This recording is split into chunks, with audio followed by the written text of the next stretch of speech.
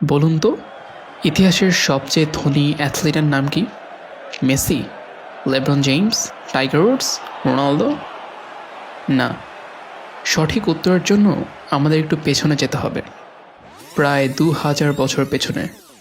ইতিহাসের সবচেয়ে ধনী অ্যাথলিট হল গায়াস অ্যাপোলোইয়াস ডায়োক্লিস নামের এক স্প্যানিয়ার্ড।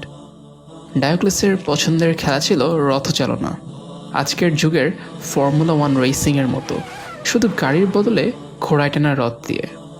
প্রাচীন রোমের এই সেলিব্রিটি সারথি 24 বছরের ক্যারিয়ারে আয় করেছিল প্রায় 3.5 কোটি রোমান সিস্টারসিস, আজকের বাজারে প্রায় $15 বিলিয়ন।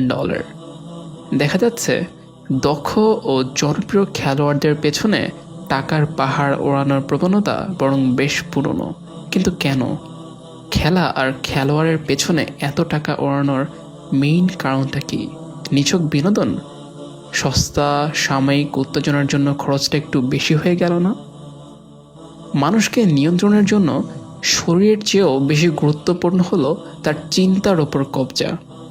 এই চিন্তাকে নিয়ন্ত্রণে রাখার জন্য রোমের রাজনীতিবিদরা বের করেছিল চমৎকার এক বুদ্ধি, জাঁকজমকপূর্ণ বিশাল সব স্পোর্টিং ইভেন্টস। কোনো অসন্তোষ দেখা দিলেই নতুন কোনো উত্তেজক ইভেন্ট হাজির করত শাসকেরা। উদ্দেশ্য গুরুত্বপূর্ণ বিষয়গুলো থেকে মানুষের মনোযোগ সরিয়ে রাখা, সহজলভ্য বিনোদনের বন্যায় অনুভূতিগুলোকে অবশ করে দেয়া। গ্ল্যাডিয়েটর টুর্নামেন্ট, শ্যারিয়ট রেসিং, ড্যামনেশিও অ্যাট বেস্টিয়াস, বিশ্বকাপ, La Liga, Formula 1, T20, UFC, bread and circuses. Roman সাম্রাজ্যের সাথে, বিশেষ করে এই সাম্রাজ্যের অবনতির পর্যায়ের সাথে আমাদের সভ্যতার বেশ অনেকগুলো মিল আছে। অধিকারগুলো যখন ক্রমান্বয়ে সীমিত হয়ে আসে, যখন আইনের শাসনের মৌলিক কাঠামো ভেঙে পড়ে, ছড়িয়ে পড়ে বিশৃঙ্খলা ও নৈরাজ্য, অসন্তোষ দানা বাঁধতে থাকে, মানুষ যখন ফুঁসতে থাকে রাগে, যখন মিডিয়ার মায়াজালের কাঠামো ভেঙে পড়ার উপক্রম হয়, তখনই সম্রাট হাজির হয়ে যায় নতুন কোনো কলোসিয়াম, নতুন কোনো বিশ্বকাপ, নতুন কোনো গ্ল্যাডিয়েটর, নতুন কোনো ইভেন্ট, স্ক্যান্ডাল কিংবা মুভি নিয়ে। খরচ করা হয় লক্ষ কোটি টাকা। বাস্তবতাকে মিউট করে সভ্যতার দাসেরা মন্ত্রমুগ্ধের মতো বোকা বাক্সের দিকে চেয়ে থাকে।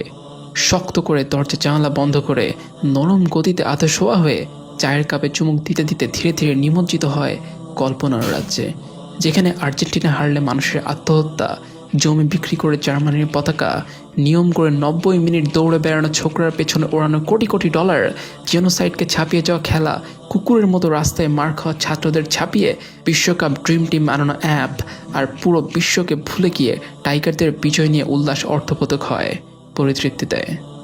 মানুষ আর মানুষ থাকে না, পরিণত হয় তুচ্ছাতি তুচ্ছ বিষয় নিয়ে আচ্ছন্ন উন্মত্ত ফ্যান আর দর্শকে। সত্য শোনার সময় তাদের হয় না, ইচ্ছে হয় না চোখ খুলে বাস্তবতাকে দেখার, চিন্তা করার, পরোয়া করার। খাদের কিনারায় দাঁড়িয়ে অবহেলা ভরে সে মুখ ফিরিয়ে নেয় মুক্তির পথ থেকে। সেও নিয়ন্ত্রিত হয়, ব্যবহৃত হয়। ব্যবহৃত হতে হতে ব্যবহৃত হওয়াতে আনন্দ খুঁজে পায় জীবনের উদ্দেশ্য। বিনোদন পরিণত হয় অস্তিত্বে, মানসিক দাসত্ব টিকিয়ে রাখার সাম্রাজ্যের নিপুণ হাতিয়ারে। ব্যবহৃত হওয়াতে আনন্দ খুঁজে পায় জীবনের উদ্দেশ্য। বিনোদন পরিণত হয় অস্তিত্বে, মানসিক দাসত্ব টিকিয়ে রাখার সাম্রাজ্যের নিপুণ হাতিয়ারে।